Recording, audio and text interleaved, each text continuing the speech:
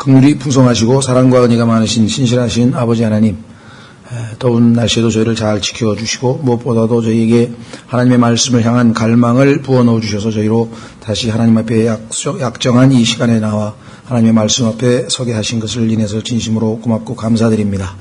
주님께서 이 보배로운 말씀들을 통해서 저희로 주님을 알아가고 주님의 뜻을 알아가고 저희 자신을 알아가고 참으로 이 말씀으로 온 우주 만물을 창조하시고 이 말씀으로 구원을 이루시고 이 말씀으로 앞으로 주의 뜻을 성취하실 그 모든 것들을 저희가 바라보면서 이 말씀을 주의 모든 존귀한 이름들보다 더 크게 하신 주의 뜻을 저희가 바로 깨달을 수 있도록 도와주시기를 간절히 간구드립니다. 주님께서 약속하신 대로 모든 진리 가운데로 우리를 진리의 영께서 인도해 주셔서 저희가 바르게 깨닫고 믿고 또 순종해서 아버지께서 원하시는 귀하고 아름다운 열매로 아버지를 영화롭게 하고 많은 사람들에게 유익을 가져다주는 그런 역사를 이 말씀 공부를 통해서 성취하시기를 주 앞에 이 시간 간절히 간구드립니다. 부족한 자에게 맡기신 사역인 줄 알고 도움을 간구드리오니 약속하신 대로 능하게 하시고 또 위로부터 지혜와 명철과 주님의 영으로 충만케 하심을 따라서 이 말씀의 사역을 온전히 성취하심으로 아버지께서 홀로 존귀와 영광과 기쁨을 얻으시고 우리 모두에게는 큰 유익이 되고 복이 될 수 있도록 도우시기를 간절히 간구드립니다. 이 자리를 사모하지만 참석지 못한 모든 지체들, 그러나 또 마음이 참으로 말씀에서 멀어져서 또 참석지 못한 지체들도 있을 줄 압니다. 주님께서 이 모든 상황을 아시오니 모든 지체들이 하나님의 말씀을 갈망하는 마음을 주시고 여건을 허락해 주셔서 더욱 많은 주의 자녀들이 나와 하나님의 말씀을 배우는 귀한 복을 얻을 수 있도록 도우시기를 간절히 간구드리고 이 시간에 참석지 못한 모든 지체들에게도 주님의 동일한 은혜와 축복과 또 지켜주시며 함께 하시기를 간구드립니다. 이 시간을 다시 한번 아버지 손에 온전히 의탁드리옵고 모든 말씀을 우리 주 예수 그리스도 이름으로 기도하옵나이다. 오늘 우리는 마태복음 17장에 와 있습니다. 마태복음 17장. 마태복음 17장은 어떤 의미에서는 마태복음의 클라이맥스라고도 할 수 있는데요. 물론 예수 그리스도를 유대인들이 자신의 백성이 거부했기 때문에 이 17장에 잠깐의 영광스러운 그런 순간은 2000년이 연기되고 말았지만 그래도 그 2000년 후에 있게 될 엄청난 영광스러운 모습을 미리 그래도 보여주셨다고 하는 점에서 봤을 때에는 어떤 의미에서 클라이맥스라고 이렇게 생각할 수도 있죠. 지금까지 우리는 마태복음이라고 하는 책은 구약에 예언되어진 유대인들의 메시아요, 유대민족의 왕으로 영원한 왕좌, 다윗의 왕좌를 통해서 역사하시고 온 우주를 통치하시기 위해서 이제 이스라엘을 왕국 자신의 천국으로 삼으실 그 왕이 어떻게 계시되고 있는지 그 마태복음을 통해서 하나님의 의도를 지금까지 쭉 살펴보았습니다.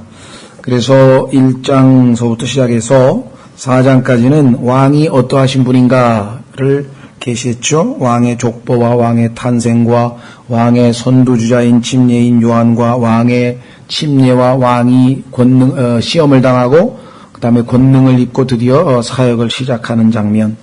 그리고 5장에서 7장에서는 그 왕국을 세우게 되면 이 땅에서 어떤 원칙하에 오늘날로 치면 어떤 헌법을 만드실 건가, 어떤 통치 이념을 제시할 것인가. 그래서 소위 유명한 산상설교 또는 산상수훈이라고 알려져 있는 마태복음 5장, 6장, 7장은 미래에 예수님이 이 땅에 오셔서 천년 왕국에서 다스리실 때에 헌법 역할을 하게 될 내용들이라 이렇게 말씀을 드렸었습니다. 그래서 직접적으로 우리 교회 시대에 교리적으로 바로 적용되는 것은 물론 아니지만 그러나 우리가 천년왕국에서 우리도 함께 주님과 왕 노릇할 사람들이고 또 그 안에 있는 영적 원칙이 교회 시대의 원칙과 다 어긋나는 것만은 아니기 때문에 얼마든지 우리에게 선별적으로 교회 시대에 얼마든지 적용이 가능하다. 그리고 나서 자신의 그 철학, 통치 철학을 보여주신 다음에 실제로 자신이 왕이시라고 하는 것을 입증하시기 위해서 기적을 포함한 여러 가지 권능을 행사하시는 왕의 모습을 우리는 8장에서 10장까지 보았습니다. 자, 이렇게 해서 왕국은 이제 백성들만 그 왕을 받아들이기만 하면 이제 세워질 수 있는 모든 준비를 갖추게 되었는데, 안타깝게도 이 왕의 백성들은 그동안에 참 이 마음이 점점 완악해지고 또 믿음이 식어버리고, 그래서 결국은 왕을 대적하는, 왕에게 반역을 하는 그러한 자세로 등장을 하게 되죠. 그래서 침례인 요한을 미리 보냈는데 그를 거부했고, 또 그분이 행한 기적들과 이런 것들을 보고 나서도 예수님을 부인했고, 또 왕국의 헌법에 대해서도 이런저런 과거의 율법과 자신들의 전통을 들이대면서 받아들일 수 없다고 했고, 그리고 심지어는 그 왕이신 그분에게 사탄이 아니냐, 즉 바알세붑이 아니냐, 그가 마귀들을 내어 쫓는 것을 보고 마귀의 왕이니까 네가 그렇게 할 수 있지 않느냐 해서 아주 성령을 모독하는 죄까지 범하는 그런 아주 최악의 상황까지 오게 됩니다. 그래서 이제 예수 그리스도께서는 비록 종교적으로 겉으로만 외형적으로 깨끗하나 속은 썩어 있는, 그래서 나중에 마태복음 23장에 가서 유대 민족들을 향해서 유명한 옛날 개혁성경에는 회칠한 무덤이라 그랬는데 우리말로는 뭐라고 되어 있나 모르겠는데 제가 하여간 그 하얗게 석회칠을 하면 겉은 하얀데 속은 시체로 썩어 있는 그러한 겉과 속이 다른 그러한 것으로 예수님께서 질책을 하시게 되죠. 그래서 이 이스라엘의 모습을 마치 청소가 된, 그러니까 안에 내부 청소는 됐는데 더러운 영이 다 나갔는데 더 악한 영들이 들어와서 그 형식적인 외형적인 의만 갖추었기 때문에 내적인 생명이 없는 상태에서 소위 말하면 내적인 의를 갖추지 못한 자들이 겉으로 종교적인 의만을 가지고서 이 마치 하나님의 왕국에 합당한 자인 것처럼 착각하고 있는 것, 여기에 대해서 그들의 상태를 더러운 영이 나갔다가 더 악한 영들이 되돌아와서 아주 더 악한 일들이 벌어지게 될 그러한 심판의 대상으로 예수님께서 12장을 마무리 지으면서 13장에서 예수님은 이제 더 이상 그들에게는 진리를 계시해 주실 필요를 더 이상 느끼지 못하게 되고 결국은 신비로, 비유로 말씀하시면서 천국 신비, 천국에 관한 비유를 7가지를 말씀하시면서 그들이 알아듣지 못하도록, 이미 마음이 굳어있기 때문에 얘기해도 못 알아듣겠지만 그들에게 이제 일종의 심판으로 하나님의 말씀을 닫아버리는 그러한 역사가 있었던 것을 보게 됩니다. 그래서 이제 14장서부터 왕께서 더 이상은 그러한 그 전체 대중들을 대상으로 사역을 하기보다는 점점 더 이제 이러한 방해꾼들을 피해서, 대적하는 자들을 피해서 조용히 제자들에게 주님이 가셔야 될 십자가의 길과 그 이후에 있게 될 부활과 그 이후에 있게 될 예수님의 다시 오심과 이와 같은 것들을 가르치고 믿음을 아주 심어주시는 그러한 사역에 전념하시게 되면서 불쌍한 일반인들, 잘못된 종교 지도자들을 만나서 빗나가고 있는 그 불쌍한 자들에 대해서 연민의 정을 느끼시고 계속해서 그들을 돌보고 계신 쪽으로 사역이 넘어가게 되는 것이죠.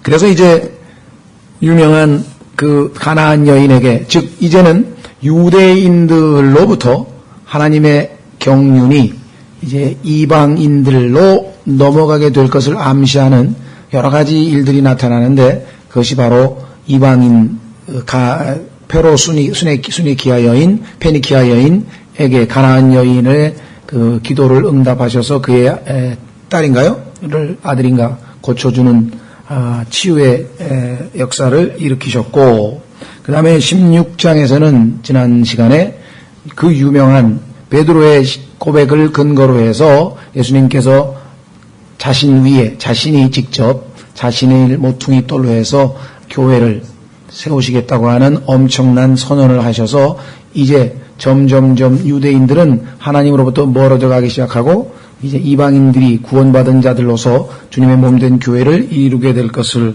말씀해 주셨었죠. 이와 같은 흐름이 전개되고 있다는 것을 전제하에 우리가 17장을 이해하셔야만 됩니다. 그래서 16장에서 예수님은 그 유명한 십자가의 죽으심에 대해서 처음으로 언급하셨습니다. 드디어 예수님께서는 이제 십자가를 향해서 마지막 사역의 어떻게 보면은 마지막 부분을 장식하시려고 하는 것이죠. 자, 그래서 16장 21절로 가시면 마태복음 16장 그 유명한 교회를 세우시겠다라고 하는 그 내용이 13절서부터 20절까지 돼 있고 그 다음에 다시 이제 문단을 나누는 표시가 돼 있고 그 다음에 21절서부터 23절까지의 자신의 죽음과 부활에 대해서 처음으로 언급하시게 됩니다. 그렇죠? 자신의 죽음과 부활에 대해서 처음으로 언급하기 했는데 가장 그래도 수제자라고 알려져 있던 베드로가 이 사실을 전혀 이해하지 못한 채 절대로 예수님은 죽어서는 안 된다 이렇게 해서 예수님을 꾸짖었다라고 하는 내용이 나오죠. 뿐만 아니라 24절서부터 26절까지는 예수님께서 부활하신 후에 승천하시고 다시 오시는 내용이 27절에 나옵니다. 27절 보시면 사람의 아들이 자기 아버지의 영광 중에 자기 천사들과 함께 올 것이요 이렇게 얘기했죠. 그 다시 오실 때까지 이 땅에 있는 자들이 가야 할 길, 주님을 따르는 길이죠. 24, 25절 보시면 십자가를 지고 주님을 따르는 길이 이 땅에 사람들이 가야 할 길임을 말씀하셨고 그 다음에 27절에서 예수님께서는 자신의 다시 오심, 영광 중에 다시 오실 것을 약속하시면서 28절에 가서 진실로 내가 너희에게 이르노니 여기 서 있는 사람들 중에는 죽음을 맛보기 전에 사람의 아들이 자기 왕권을 가지고 오는 것을 볼 자들도 더러 있느니라 하시니라. 그러니까 2000년이나 기다려서 다시 오시게 될 예수님께서 그때 자신의 영광스러운 모습을 죽기 전에 미리 특별한 몇 사람에게는 보여주시는 특별한 은총을 베풀어 주셨는데 그 사람이 그 유명한 베드로와 야고보와 요한이라고 하는 소위 말하면 이너서클이라고 그러죠. 이너서클. 그러니까 측근. 예수님과 모든 걸 터놓고 심지어는 예수님에게 우리가 보통 자기 어떤 비판도 할 수 있는 거 예를 들면 모든 말을 정말 터놓고 할 수 있는 측근 중에 측근. 소위 말하면 마음이 통하는 자들, 하나 된 자들, 이렇게 얘기할 수 있는데요. 그 12제자 중에서 세 사람이 항상 따로, 예수님께서 보시면 세 사람과 따로 간 적이 3번이 있었어요. 그런데 그 3번의 문맥을 보면 다 죽음과 관련되어 있습니다. 죽은 사람 하나 살리러 갈 때도 다 나가라 그러고 3사람만 있었고, 이렇게 또 겟세마네에서 기도할 때도 예수님이 죽음을 앞두고 다 가라 그러고 3명만 데리고 가시고, 그래서 놀랍게도 죽음을 함께 할 수 있는 자들이라는 의미도 있는 것 같아요. 죽음에 관련될 때만 이 3사람들을 따로 떼서 데리고 가시는 모습을 보면 상당히 아주 의미 있는 이 3사람이죠. 그래서 우리 그리스도인들도 12명인데 예수님의 제자 다 사랑하셨죠. 그러나 그 중에서 3명은 특별한 사랑의 대상이었고 그 중에서 요한은 아예 이름이 사랑하시는 자, 사랑받는 자, 예수님이 사랑하시는 자라는 이름이고 요한 자체가 그리고 그는 예수님의 품에 기댈 정도로 보통 친밀한 사이가 아닙니다. 이 세상에 있는 모든 그리스도인들도 이 3그룹으로 나눠 볼 수 있는데 처음에 소위 말하는 12제자는 30배 열매를 맺는 사람이라고 한다면 야고보와 요한과 베드로는 60배의 열매를 맺는 사람이라고 우리가 볼 수 있고 그 다음에 바로 100배의 열매를 맺는 요한이라고 할 수 있겠죠. 가장 예수님을 사랑했던 사람 이렇게 되어 있습니다. 그래서 계시록 4장에서 요한이 교회를 대표해서 예수님의 신부인 교회를 대표해서 이리 올라오라 하는 휴거를 체험하는 그와 같은 놀라운 특권을 받게 되는 것이죠. 그래서 이것은 그냥 한 번만 나온 게 아니라 구약에도 보면은요 구원만 받고 있는 백성들은 성전에 가서 뜰만 그죠?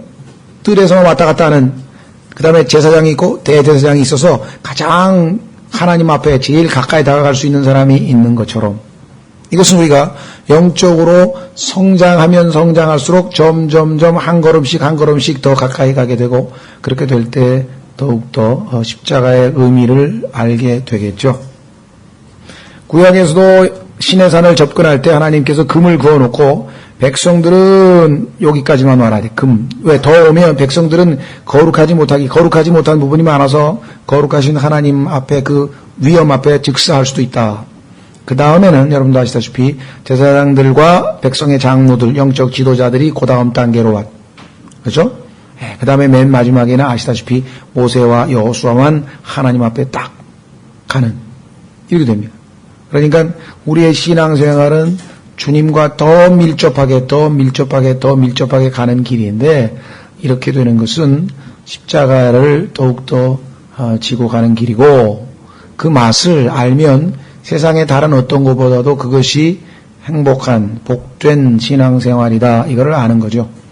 그래서 바울은 고린도 후서에서 그와 같은 자신의 체험을 기록을 해 놓았습니다.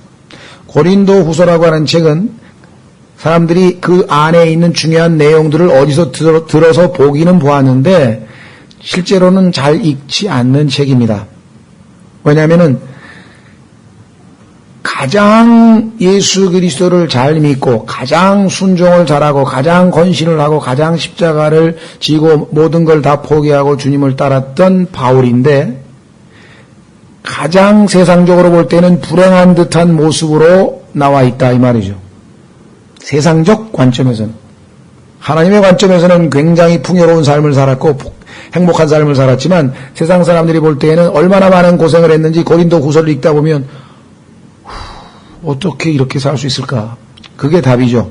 바울이 산 것이 아니라 그리스도께서 바울 안에서 사셨기 때문에 그것이 가능했는데, 그 정도까지 성숙되어지려면 어떤 일이 벌어지는가? 갈라디아서 4장 19절에 바울이 고백하기를, 나도 너희들이 다 나처럼 그렇게 되기를 원하는데 그리 되기까지 내가 다시 해산하는 수고를 해야 되겠다.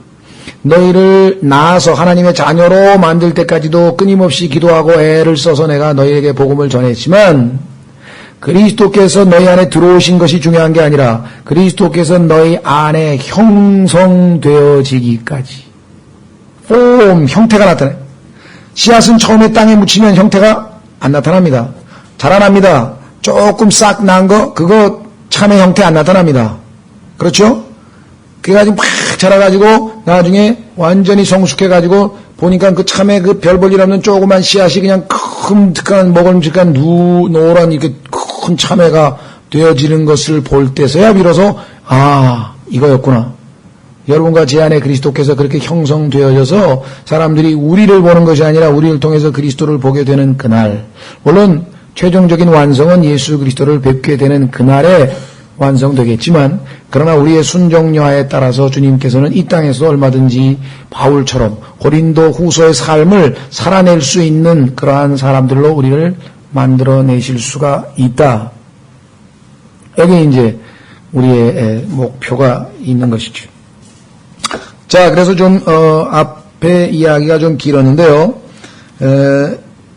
예수님께서 이 제자들에게 드디어 28절에 나와 있는 것처럼 미리 하나님의 하늘의 왕국, 즉 예수님이 재림하셔서 보여주실 그 영광스러운 모습을 미리 드디어 보여주시는 장면이 나옵니다. 자, 17장 1절. 엿새 뒤에 예수님께서 베드로와 야고보와 그의 형제 요한을 데리고 따로, 어떤 성경은 한킹은 이거를 따로 있는 높은 산에서, 따로가 데리고라고 하는 동사에 걸리는 부사가 아니고 높은 산에 걸리는 형용사로 해석을 했는데 사실은 잘못된 겁니다. 왜냐하면 apart라고 하는 말은 부사고 따로 데리고 갔다는 얘기지 따로 있는 산이란 뜻이 아닙니다. 그래서 그건 잘못된 번역이고요. 그들 앞에서 모습이 변하심에 그분의 얼굴이 해같이 빛나고 그분의 옷이 빛같이 희게 되었더라. 육신을 입고 있던 예수님께서 그 육신을 순간적으로 벗어 던지고 자신의 안에 감춰졌던 하나님의 신성과 영광을 확 드러내는 순간 엄청난 모습으로 변화됐는데 이것이 여러분과 제가 휴거되는 순간에 변모하게 될 모습입니다. 고린도전서 15장, 빌립보서 3장 21절에 보면 여러분과 제가 이런처럼 예수님처럼 이런 식으로 변화돼서 올라갈 거라고 얘기를 했습니다. 어린아이들 만화 영화에 보면은 갑자기 합체하면서 뭐라고 하다 갑자기 로봇으로 샥 변화되고 이게 꿈만은 아니에요. 우리는 실제적으로 예수님처럼 변화돼서 올라가게 될 것인데, 보라, 모세와 엘리야가 그분과 이야기하는 것이 그들에게 보이거늘 그때 베드로가 응답하여 예수님께 이르기를 주여 우리가 여기 있는 것이 좋사온즉 만일 주께서 원하시면 우리가 여기에 장막 셋을 짓되 하나는 주를 위하여 하나는 모세를 위하여 하나는 엘리야를 위하여 짓게 하옵소서 하더라. 그가 아직 말할 때 보라 빛나는 구름이 그들을 덮더니 보라 그 구름 속에서 한 음성이 나서 이르시되 이 사람은 내 사랑하는 아들이라 내가 그를 매우 기뻐하노니 너희는 그의 말을 들으라 하심으로 제자들이 그 음성을 듣고는 얼굴을 대고 엎드려 심히 두려워하더라. 제자들은 육신을 입고 있는 모습으로 있고 예수님께서는 육신을 벗고 영광스러운 모습으로 되어 있기 때문에 그때는 두려워서 다 엎드릴 수밖에 없습니다. 그렇죠? 예. 그래서 오늘날 이상한 기도원에 가서 기도하다가 환상 중에 예수님이 인자한 모습으로 나타나서 머리에다 손을 얹고 내 사랑하는 아들아 그러면서 대화를 나눴다는 동 헛소리죠. 그 영광스러운 주님을 보면 다 꼬꾸라질 수밖에 없습니다. 심지어는 요한계시록 1장에서 영광스러운 예수님을 뵐 때 그의 품에 기대서 주님과 그렇게 밀접한 관계를 유지했던 요한마저도 두려워서 죽게 되었다고 성경에 기록되었다면 얼마나 지금 마귀가 성경을 모르는 자들을 속이고 있는지, 그리고 그 체험을 두고 자신의 무슨 포천에 있는 김계화 무슨 할렐루야 기도는 글쎄 난 뭐라고 불러야 될지 모르겠는데 그냥 그 여자라고 부르겠습니다. 그 여자 성경에 하여간 큰 음료 바빌론도 나오고 그 여자니까 그냥 그 여자도 간증을 들어보니까 그러더라고요. 예수님께서 너는 내 종이라 주의 일을 하거라 어쩌고 그랬다 그러는데 그건 잘못 들은 거죠. 예수님에게 들은 게 아니라 잘못된 영에게. 너무나 안타까워요. 비꼬고 냉소적으로 얘기하고 싶어서가 아니라 얼마나 쉽게 우리를 속일 수가 있는가 마귀가. 하나님의 말씀에 무지해서. 오늘날 사기치는 사람들 보세요. 우리는 법을 모르잖아요. 그렇죠. 우리는 지금 세상에 있는 그 형법, 상법 이런 거 하나도 모르잖아요. 그죠? 그러니까 법을 모르면 당할 수밖에 없는 거예요. 법을 아는 사람들에게 다 속아버릴 수밖에. 그래가지고 계약서 하나 잘못 써가지고, 예? 그냥 사인 하나 잘못해가지고 그냥 몇 억씩 물어내고 이런 거 다 법을 아는 사람들 속이는 거 아닙니까? 돈이야 있다가도 없고 없다가도 있을 수 있겠지만, 지옥 가는 일이 결정돼 버리면 어떻게 돼요? 속아서. 하늘나라 가고 지옥 가는 일까지 영혼을 결정지어버리는 것이 속임으로 말미암은 거라면 이건 심각한 일이죠. 너무나 많은 사람들이 속고 있다. 하나님의 말씀에 무지하기 때문에, 모르기 때문에. 자, 그래서 3절, 죄송합니다. 두려워했어요. 7절, 예수님께서 나와 그들에게 손을 대시며 이르시되 일어나라 두려워하지 말라 하시매. 예수님이 부활하신 다음에도 제자들에게 평강이 너에게 있을지어다 두려워 말라 평강이 너에게 있을지어다 말씀하셨죠.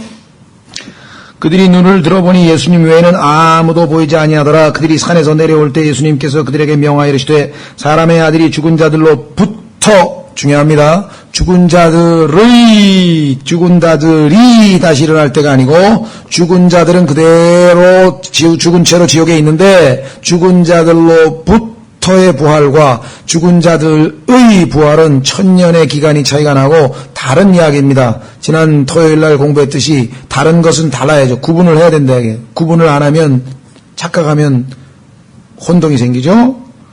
그래서 다시 일어날 때까지 그 본 것을 아무에게도 말하지 말라 하시니 그분의 제자들이 그분께 여쭈어 이르되 그러면 어찌하여 서기관들은 반드시 엘리야가 먼저 와야 한다고 말하나이까 하매 예수님께서 대답하여 그들에게 이르시되 참으로 엘리야가 먼저 와서 모든 것을 회복하리라.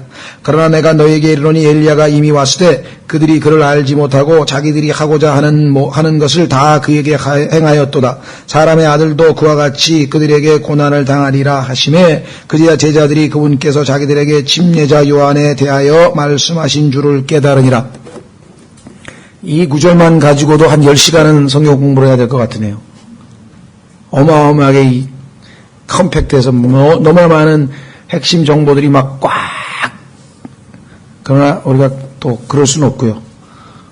하여간 지혜롭게 또 지난번에 엘리야에 대한 얘기는 또 일부 더 앞부분에서 했기 때문에 짧게 또 넘어갈 것 넘어가고, 자, 우선 일단 예수님이 제자들 중 세 사람에게 약속대로 자신의 왕국을 보여주는 것이다. 왕권을 가지고 오는 거 28절에 16장 28절에 분명하죠.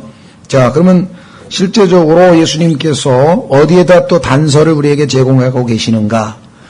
많은 단서들이 있습니다. 이것이 예수 그리스도의 재림 때 천년 왕국을 세우러 오시는 영광스러운 왕으로서의 예수님이라고 하는 사실을 입증할 수 있는 구절들이 여기에 그 요소들이 무지무지하게 많습니다.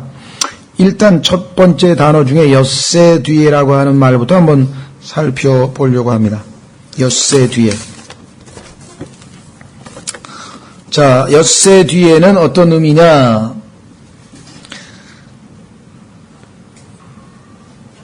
베드로후서 3장 8절에 따르면 예수 그리스도께는, 하나님께는 하루가 1000년 같고 1000년이 하루 같다 그랬습니다. 그렇죠?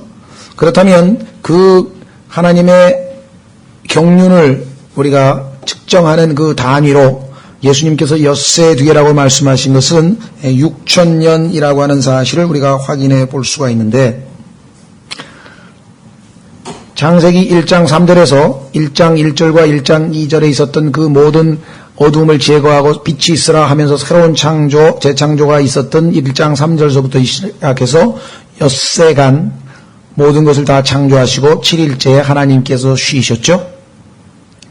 그와 마찬가지로 인류 역사 시작과 더불어 6000년 동안, 그렇죠? 6000년이 지난 다음에 하나님께서는 1000년간의 안식, 즉 인류의 모든 반역을 잠재우고 이제 이 7000년째 1000년 동안의 왕국에서는 예수님께서 직접 통치하심으로 말미암아 안식을 누리게, 땅이 안식을, 더 이상 반역과 죄가 없는 그러한 안식을 누리게 되는 역사가 있게 됩니다. 그러니까 예수 그리스도의 재림은 아담서부터 시작해서, 그러니까 창세기 1장 3절로부터 시작해서 6000년이 지난 후라고 하는 것을 우리가 알 수 있죠.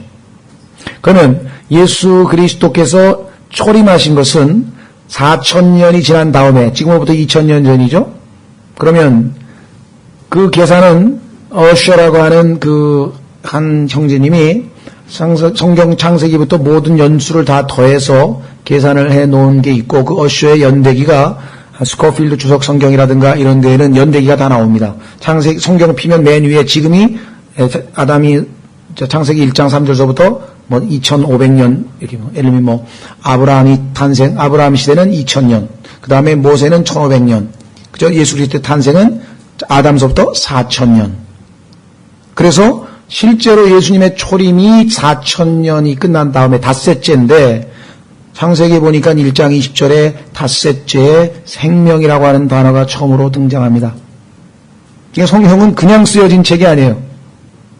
생명이신 분이 닷새째에 등장할 것을 성경에서 하나님께서는 이미 예견을 해놓고 계신 것이죠. 그 다음에 이 7과 관련 지어서 엿새 뒤라고 하는 말은 누가복음에 가면은 여드레쯤, 8일쯤이라는 표현으로 나옵니다. 확인해 보겠습니다. 누가복음 9장. 누가복음 9장에 가면은 28절. 누가복음 9장 28절. 이 말씀들을 하신 뒤에 여드레쯤 되어 그분께서 베드로와 요한과 야고보를 데리고 기도하러 산에 올라가시더라. 그러면은 엿새 뒤, 여드레쯤 하면은 그게 뭡니까? 7일이죠. 제 7일. 예수 그리스도께서 7일, 즉 1000년 동안 왕국을 다스릴 것을 하나님께서 이와 같이 암시하고 계시는데, 왜 누가복음에는 여드레째라고 했느냐? 이것은 7일로 끝나는 게 아니라 아시다시피 이 여섯째 날에는 낮이 되고 밤이 되고 그런 표현이 없을 거예요, 아마. 죄송합니다. 일곱째 날. 하나님께서 그 일곱째 날 쉬셨을 때에는 저녁이 되고 아침이 되고 이날이 일곱째 날이라 이런 표현이 없죠. 그러니까 6일이 역사 뒤에 일곱째 날이 시작되는 그날부터는 사실은 어떤 의미에서는 끝이 없는 영원히 이미 시작이 됐거나 마찬가지겠죠.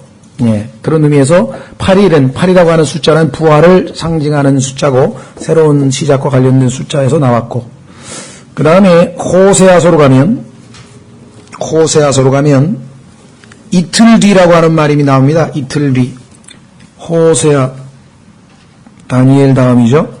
호세아 6장. 호세아서 6장에 보면은 이스라엘 민족이 우리 회개하자, 이제 왕이 돌아오실 때를 대비하자라고 하는, 예수님 당시에 이랬으면 얼마나 좋겠습니까?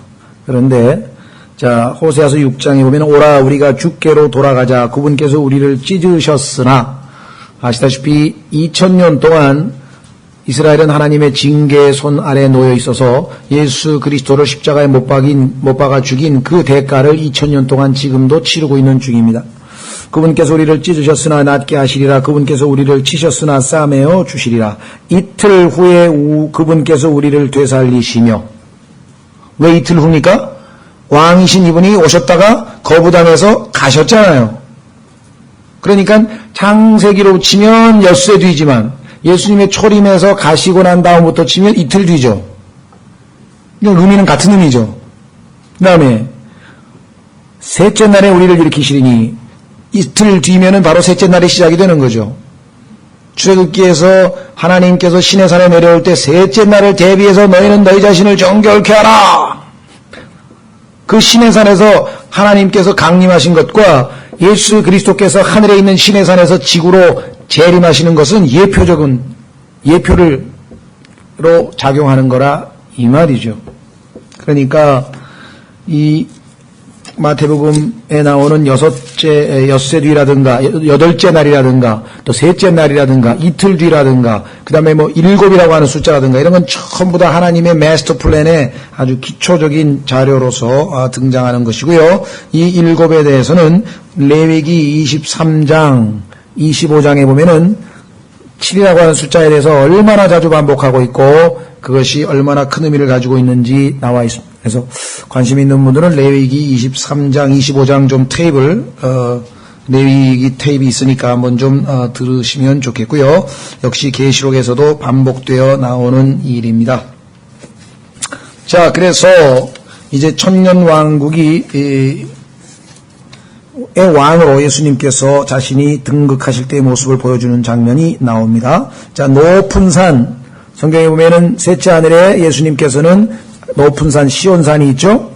예표적으로 예수님께서 자신이 높은 산으로부터 오실 것을 보여주고 계시고, 실제적으로 재림하시는 장소, 여기 지금 어떤 산이냐, 여기에 대해서 뭐 허먼산이라고 하는 사람도 있고 또 뭐 여러 가지 일을 하는데, 사실 조금 이따 우리가 살펴보겠습니다만은 시내산일 가능성이 제일 높죠. 왜냐하면 이 산에서 40일 동안 금식했던 분들이 있는데, 모세도 엘리야도 예수님도 40일간 금식했는데 같은 장소이기가 쉽겠죠. 또 예수 그리스도의 재림을 예표하고 있는 하나님께서, 여호와 하나님께서 이 시내산에 강림할 때도 역시 그 장소가 시내산이었고, 그래서 거기서 율법을 받고 거기서부터 출발해서 가나안까지 들어가는 그 길을 예수님께서도 재림하셨을 때 다시 반복하실 것이다 라고 우리가 성경을 통해서 확인해 볼 수가 있습니다. 그래서 이것도 또 예수님의 재림의 루트라고 하는 제목으로 또 한참 한 2시간 성경을 찾아가면서 공부를 좀 해야 되는 상황이죠. 어쨌거나 2절, 그들 앞에서 모습이 변하시네. 여러분과 저도 지금 현재 변해가고 있죠. 확인해 보겠습니다. 우리도 확 변하게 될 날은 언제입니까? 고린도전서 15장으로 가보십시오. 고린도전서 15장 51절. 고린도전서 15장 51절 보라. 내가 너희에게 한 가지 신비를 알리노니 우리가 다 잠자지 아니하고 마지막 나팔 소리가 날 때 눈 깜짝할 사이에 다 변화되리라. 그렇죠? 눈 깜짝할 사이에 다 변화되리라. 52절도 마찬가지 변화, 순식간에 변화되리라. 자, 그런데 물론 이때 우리가 변화되는 것은 너무나 당연한 것인데 내적으로는, 외형적으로, 이 육체적으로는 그때 순간적으로 변화되지만 내적으로는 이미 예수 그리스도를 믿고 난 순간부터 변화가 시작이 되고 있습니다. 확인해 보겠습니다. 고린도 후서 3장. 얼마만큼 변화됐냐에 따라서 예수 그리스도를 만날 때 우리의 지위가 정해지겠죠. 예수님의 모습을 얼마만큼 닮아 있느냐에 따라서 예수님의 가까운 측근이 될 수도 있고 조금 더 멀리 떨어져 있을 수도 있고. 고린도후서 3장. 김정일이 아들 중에서도 김정일을 제일 닮은 사람이 측근이 지금 후계자가 됐잖아요. 성경적이에요. 자기 제일 닮은 자를 후계자로 쓰는 거예요. 고린도후서 3장. 성령님께서 이제 우리 안에 역사하십니다. 17절. 이제 주께서는 그 영이시니 주의 영이 계신 곳에는 거기에는 자유함이 있느니라. 그러나 우리는 다 가리지 않은 얼굴로 거울을 보는 것 같이 주의 영광을 바라보며 같은 형상으로 어떻게 된다고요? 변화되어 영광에서 영광에 이르렀나니 이것은 곧 주의 영으로 말미암은 것이니라.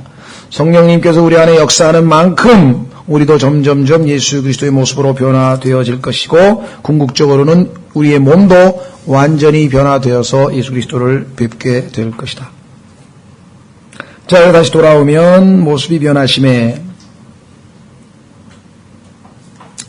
이 모습은 여러분들이 계시록에 보면 예수님의 얼굴이 해같이 빛난다, 해처럼 빛난다는 얘기가 예수님의 모습에 계시록 1장 14, 16절에 보면 나오죠. 같은 모습이죠. 또 출애굽기 19장에서 강림하시는 하나님의 모습하고 같죠. 더더군다나 예수님은 말라기 4장 2절에서 의의 태양으로 그분이 그죠? 대문자입니다. 소문자 하늘에 있는 태양이 아니라 the son of righteousness, 의의 태양이라고, 의의 해라고 되어 있는 것을 보게 되죠. 그 다음에 예수님만 해처럼 빛나는 게 아니라 13장, 마태복음 13장 43절에서 의인들도 아버지의 왕국에서 해처럼 빛날 것이라고 또 말씀하셨죠. 그러니까 얼마나 깊게 연관이 되어 있는가. 자, 그 다음에 이제 그때 베드로가 죄송합니다. 3절에 모세와 엘리야가 그분과 얘기하는 것이 그들에게 보이거늘. 자, 모세, 엘리야, 예수님과의 삼각관계를 한번 좀 살펴보기 전에 마태복음에는 주제가 아닙니다만은 사실은 무슨 얘기를 했을 것인가 이게 굉장히 중요합니다. 그렇죠. 세 분이 얘기를 나눴다는데 그냥 여기는 아무 얘기가 없죠. 그러나 사실 누가복음에 가면은 무슨 얘기를 했는지 써 있어요. 상호 보완적이라 이 말이에요. 그래서 금캐듯이 은캐듯이 여기저기를 부지런히 찾아서 여기서도 조금 저기서도 조금 그래서 하나님 말씀을 비교하지 아니하면 하나님 말씀을 공부할 수 없다는 얘기가 바로 그것입니다. 자, 누가복음 9장에 가면은 놀랍게도 예수님의 죽으심에 대한 이야기를 했어요. 예수님의 죽으심. 누가복음 9장 28절. 이 말들을 하신 뒤에 여드레쯤 되어 그분께서 베드로와 요한과 야고보를 데리고 기도하러 산에 올라가시더라. 그러니까 왜 아까는 엿새 후뒤라 그랬는데 이번엔 여드레쯤이라 그랬냐? 성경이 모순되냐? 그게 아닙니다. 지금은 7일이라고 하는 것을 하나님께서 의도적으로 가르쳐주기 위해서 천년왕국이 인류 역사 제7천년째 되는 것을 가르쳐주시기 위해서 의도적으로 지금 보여주고 계신 것이지 성경이 모순되는 것, 그거는 잘못된 영으로 성경을 바라보는 거죠. 29절 그분께서 기도하실 때 그분의 얼굴 모습이 변하고 그분의 옷이 희게 되어 눈부시게 빛나더라. 보라 두 사람과 그분이 이야기하는데 그들은 모세와 엘리야더라. 구약에서 율법을 대표하는 모세, 대언자들을 대표하는 엘리야. 이 두 사람은 요한계시록 11장에서 다시 한번 예수 그리스도의 재림 직전에 예수님이 오심을 사역하기 위해서 나타나게 될 것임을 성경은 보여주고 있는 것이죠. 그런데 여기 보시면 31절 그들이 영광 중에 나타나서 앞으로 그분께서 예루살렘에서 이루셔야 할 그분의 별세에 관하여 말하였으나, 이 31절에 별세라고 죽으심이란 표현을 왜 이렇게 썼는가? 영어 단어가 다르기 때문에 그래요. 다른 성경에서 죽으심 얘기할 때는 death죠? 그런데 요번에는 뭐냐면요, disease예요. 죽음이라고 하는 또 다른 disease. 그래서 왜 킹제임스 성경에서 여기서만 이 단어를 썼는가? 아직 제가 답을 얻지 못했습니다. 이유는 있을지 모르겠어요. 주님이 언제 가르쳐 주시면 때가 또 말씀을 드리겠습니다만, 어쨌거나 주제가 왜 그랬을까요?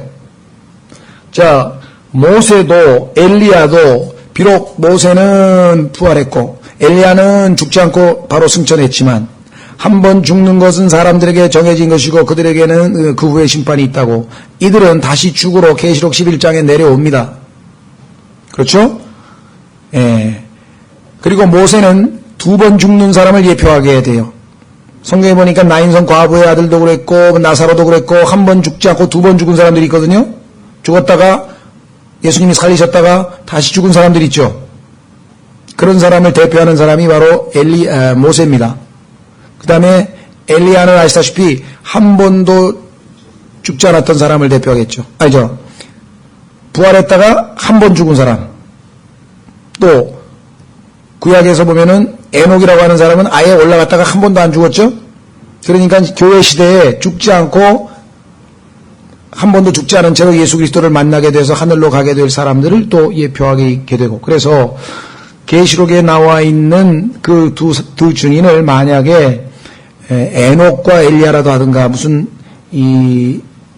에녹과 모세, 엘리야가 아니고 에녹이라고 이렇게 주장하는 사람들이 있는데, 그러나 그렇게 되면 에녹이 다시 한번 죽게 되면 교회 시대에 죽지 않고 휴거될 사람들을 예표할 인물이 성경에서 사라져버리게 됩니다. 에녹은 죽지 않은 채로 계속 있어야만 하나님의 계획이 맞아떨어지는 것을 우리가 알 수가 있게 되죠. 그런데 알다시피 구약에 있는 구원받은 사람들은 예수님께서 부활하셔서 승천하셔서 그때 데리고 가기 전까지는 지하에 있는 아브라함의 품이라고 하는 낙원에, 지하에, 지금은 낙원은 셋째 하늘로 옮겨갔죠. 고린도 후서 12장에 보면은 셋째 하늘, 곧 낙원에 바울이 올라갔다 왔다고 고백하는 걸로 봐서 지하에 있던 낙원이 셋째 하늘로 올라간 것을 알 수 있는데, 그러나 구약시대에는 여전히 낙원이 지하에 있었습니다. 그래서 예수님께서 그 낙원과 지옥을 서로가 혼들이, 지옥에 가 있던 혼과 낙원에 가 있던 혼이 서로 쳐다볼 수 있고 깊은 구렁이 있어서 건너가지는 못하지만 대화까지 나눌 수 있다는 것을 누가복음 16장에서 우리는 살펴봤어요. 누가복음 16장에 보면은 지옥에 있는 혼인 나사로와 낙원에 있는 혼인 부사가 거기서 아브라함과 대화하는 장면이 나오죠. 예. 그런데 이들은 한 가지 뭘 기다리고 있습니까? 자신들의 죄값이 치루어져야, 예수 그리스도께서 피를 흘리고 십자가에서 대속의 죽으심을 죽고 부활해야 그들은 더 이상 지하에 있을 이유가 없는 것이에요. 왜냐? 예수님의 피가 흘려지기 전에는 죄들이 제거될 수 없기 때문에, 죄들이 제거되지 않은 채로 거룩하신 하나님이 계신 셋째 하늘로 갈 수는 없습니다. 다만 그들은 구원을 받았기 때문에, 용서를 받았기 때문에 지옥에 안 있고 낙원이라고 하는 한 지하에 있는 부분에서 대기 상태에 있습니다. 그래서 그와 같은 교리를 잘 모르는 사람들이 마치 그 어딘가 죽고 난 다음에 하늘나라 가기 전에 연옥이라고 하는 것이 있는 것처럼 착각을 하지만, 그것은 가톨릭의 연옥 교리하고는 전혀 상관이 없는 것이고, 구약 성도에 한해서 예수님께서 죽으셔야 죄가 제거되는 거죠. 이들은 다만 짐승의 피로 죄를 용서받았을 뿐 죄 자체가 정결하게 씻겨지지 않았다라고 성경은 말씀하죠. 자, 이 구절이 출애굽기 34장 7절에 나와 있는데, 이 진리를 개혁성경을 비롯한 모든 잘못된 성경에선 다 뜯어 고쳐서 지워버렸습니다. 그러나 구약과 신약의 차이점을 명백하게 보여주는 구절, 그렇게 진리를 계시하는 구절들은 마귀가 가만두지 않죠. 출애굽기 34장 7절로 가고, 출애굽기 34장 7절. 출애굽기 34장 하나님께서 모세를 만나기 위해서 5절 주께서 구름 가운데 내려오사, 자 아까 마태복음 17장에도 구름 얘기 나오죠. 구름 나오면은 예수 그리스도의 재림과 밀접한 관계가 있는 현상이다. 구름 가운데 내려오사 그와 함께 거기 서서 주의 이름을 선포하시니라. 주께서 그 앞으로 지나가시며 선포하시되 주로다 긍휼이 많고 은혜롭고 오래 참고 선함과 진리가 풍성한 주 하나님이로다. 이러한 하나님을 우리가 매일매일 알아가는 겁니다. 내가 긍휼을 수천에게 베풀며 불법과 범죄와 죄를 용서하되, 용서는 합니다. 왜? 짐승의 피를 근거로. 그러나 하나님의 피가 드려지지 아직 않았기 때문에 그것이 결코 죄 있는 자를 깨끗하게 하지는 아니하리라. 구약의 성도들은 죄 용서는 받았지만 죄 씻음을 받지는 못했어요. 언제까지? 예수님께서 십자가에서 돌아가실 때까지. 그래서 그들이 관심 있는 건 뭡니까? 언제 우리가 이 낙원의 지하에 있다가 언제 셋째 하늘로 갑니까? 주님께서 빨리 십자가에서 대속의 죽음을 죽으시고 짐승이 아닌 하나님의 아들이 하나님 앞에 속죄의 헌물과 화목 헌물로 바쳐져야 우리가 더 이상 지하에 있지 아니하고 이 낙원이 셋째 하늘로 이동할 거 아닙니까? 그래야 저희가 하나님 앞에가 엎드려 경배하지 않겠습니까? 그날이 언제 오는 겁니까? 라고 누가복음 9장에서 구약의 율법을 대표하는 모세와 대언자들을 대표하는 엘리야가 예수님께 물어보는 거예요. 당신은 언제 그 십자가에서 대속의 죽음을 언제 별세하십니까? 왜 대화의 내용이 그건 줄 아시겠어요? 온 우주의 관심은 뭐냐? 죄를 제거하시기 위해서 스스로 인간의 몸을 입고 스스로 십자가에 달리셔서 인간에게 자신의 사랑을 확증시키셔서 하나님의 뜻을 성취하시는 하나님의 아들 예수 그리스도의 죽으심에 모든 온 우주에 초점이 맞춰져 있다는 것이에요. 그럼에도 불구하고 이 세상에 있는 사람들이 어리석게도 예수님의 탄생일을 축하한다고 크리스마스 때 술이나 퍼먹고 그냥 더 죄를 짓고 앉았으니 하늘에 계신 하나님께서 보시면 얼마나 가증스러운 일인가 한번 생각해 보세요. 하나님의 관심은 예수님이 인간의 몸으로 입고 태어난 그날이 중요한 게 아닙니다.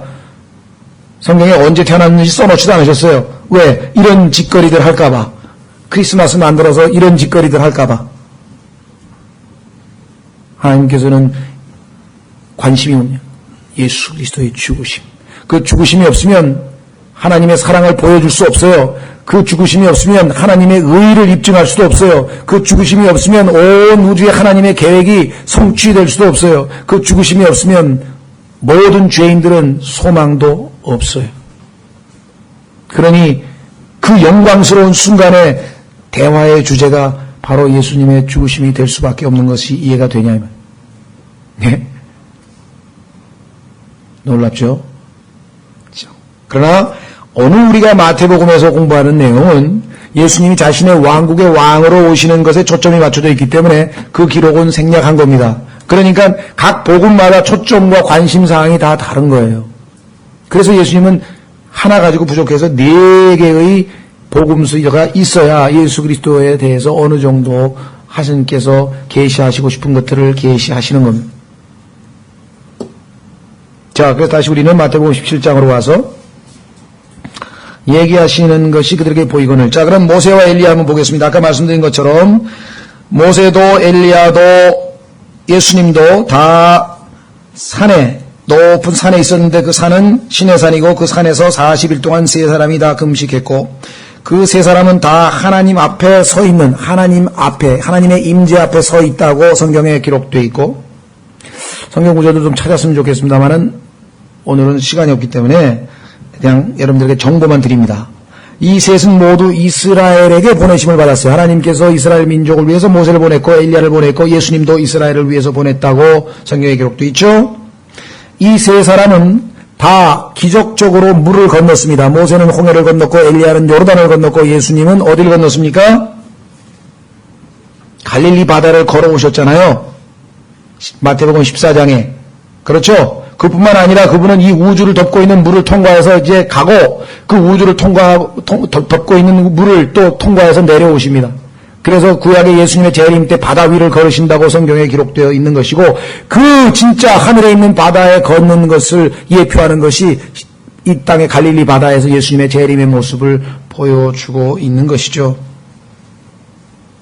그뿐이 아닙니다. 엘리야와 모세는 예수님께서 침례 받으셨던, 침례는 뭘 예표합니까? 죽으심. 그런데 거기서 죽었어요, 두 사람이? 엘리야는 살아서 올라갔죠? 그러나 다시 죽게 될 거죠?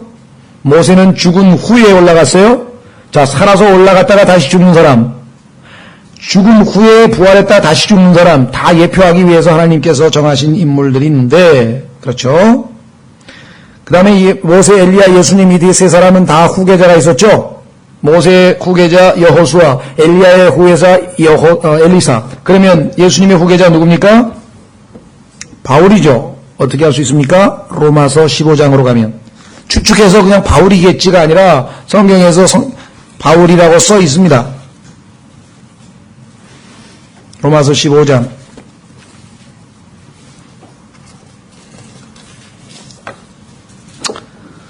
여러분과 제가 이렇게 이 놀라운 하나님의 말씀을 이렇게 편안하고 좋은 장소에서 공부할 수 있다고 하는 건 이건 이 가치와 이 축복의 의미를 그렇게 우리가 알고 하는지 잘 모르겠어요. 저도 어떨 때는 늘 보는 성경이고 늘 그런 공부하는 내용이다 보니까 어떨 때는 그냥 막 매너리즘에 빠져서 그냥 뭐 그런가 보다 이러고 하다가 어느 날 갑자기 그냥 이 소름이 끼치면서 가만히 있어봐. 내가 지금 이 엄청난 진리를, 이 엄청난 계시의 말씀을 보는데 너희가 보는 것을 보는 자 복이 있도다. 예수님께서 복되다 그랬는데 내가 지금 이렇게 그냥 느슨한 마음으로 이걸 대한다? 성경에 보니까 내 말에 떠오는 자들을 내가 보살피느니라. 이사야서에 보니까 하나님께서 하나님의 말씀에 떠오는 자들, 두렵고 떠오는 그런 마음 자세로 하나님의 말씀을 대하는 자들을 보살피시겠다. 하나님께서 이 말씀에 대해서 가지고 계신 그 가치와 그 평가를 우리가 조금이라도 잊어버린다면 참으로 안타까운 일이죠. 로마서 5장이라 그랬죠. 16장이라 15장 8절. 로마서 15장 8절에 보면은 예수 그리스도가 할례자의 사역자라고 기록되어 있습니다. 이제 내가 말하거니와 예수 그리스도께서 하나님의 진리를 위해 할례자들의 사역자가 되신 것은, 자, 그래서 지금 마태복음 전체가 다 누구를 위한 사역입니까? 지금 핵심적으로 이스라엘의 잃어버린 양들을 위해서 가신다 그랬고 계속해서 예수님께서 지금 이 할례자들을 위한 사역을 하고 계신 거죠. 지상사역이. 그렇기 때문에 마태복음을 교회 시대에다가 함부로 교리적으로 적용해서 다 망치는 거예요. 이단을 만드는 거예요. 왜? 할례자들을 위해서 사역하고 계신데 그걸 전부 다 할례자가 아닌 교회에다가 적용시켜버리면 얼마나 위험한 일이 발생할 것인가 생각해 보세요. 그래서 마태복음이 달래 어렵다는 게 아니라 내용이 어렵다는 게 아니라 적용을 잘못하면 엉뚱한 데다가 적용해버리면 위험스럽죠. 자, 그래서 그러나 조심하십시오. 그럼 예수님께서 할례자들만 한 거냐? 그래서 또 마태복음은 유대인들에게 해당되니까 우리는 읽을 필요 없다. 이렇게 또 극단적 세대주의자들이 있어요. 근데 예수님은 또 그게 아니에요. 아까 마태복음 15장에서도 봤던 것처럼 중간중간에 예수님께서는 이 마태복음 16장에 교회 얘기도 하시고 18장에 조금 있으면 또 교회 얘기도 하시고, 그렇죠? 자, 그래서 보세요. 로마서 15장 9절에 또한 이방인들이 하나님의 긍휼로 인하여 하나님께 영광을 돌리게 하려 하심이니, 이방인에 대한 사역도 하셨다는 사실을 우리가 암시받고 있죠. 그러나 그것은 맛만 보여준 것이고 실제로는 자신의 후계자를 세워서 그 이방인 사역을 하셨다. 16절로 가보세요. 로마서 15장 16절에 이것은 내가 이방인들을 향한 예수 그리스도의 사역자가 되어, 예수님께서 승천하시고 그 뒤를 이어서 사역을 하신 분이 누굽니까? 하게 하신 분이 누굽니까? 바울이죠. 그래서 예수님은 아주 독특한 방법으로 하늘에서 직접 사울아 하고 사울을 불러가지고 아주 특별한 방식으로 사도행전 9장에서 사울에게 자신의 후계자임을 보여주신 거죠. 그래서 심지어는 사울도 뭐라고 얘기했습니까? 바울도 나를 더 이상 괴롭게 말라. 나는 예수 그리스도의 흔적을 가지고 있노라. 그게 교만해서가 아니에요. 보세요. 여기 뭐라고 얘기했나? 16절. 이방인들을 바치는 사역자가 되어 하나님의 복음을 제공함으로써 이방인들을 바치는 일이 성령님을 통해 거룩히 구별되어 주께서 받으실 만하게 하려 함이라. 그렇죠? 18절. 이는 이방인들을 순종하게 하려고 그리스도께서 나를 통해 말과 행위와 능력 있는 표적들과 이적들을 통해 하나님의 영의 권능으로 이루신 그 일들 외에는 그 어느 것도 내가 감히 말하지 아니할 것이기 때문이라. 자신이 후계자로서 행한 일들을 열거하면서 내 자랑하려고 하는 거 아니다. 이렇게 말씀하고 있는 것을 보게 되죠. 자, 그래서 우리는 모세와 엘리야, 그 다음에 예수님과의 관계를 우리가 한번 좀 살펴보았고요. 예. 이제 좀 쉬었다가 또 4절부터 13절까지 오늘 최소한도 13절까지는 맞춰야 다음 주제로 넘어갈 것 같습니다. 예, 좀 쉬겠습니다.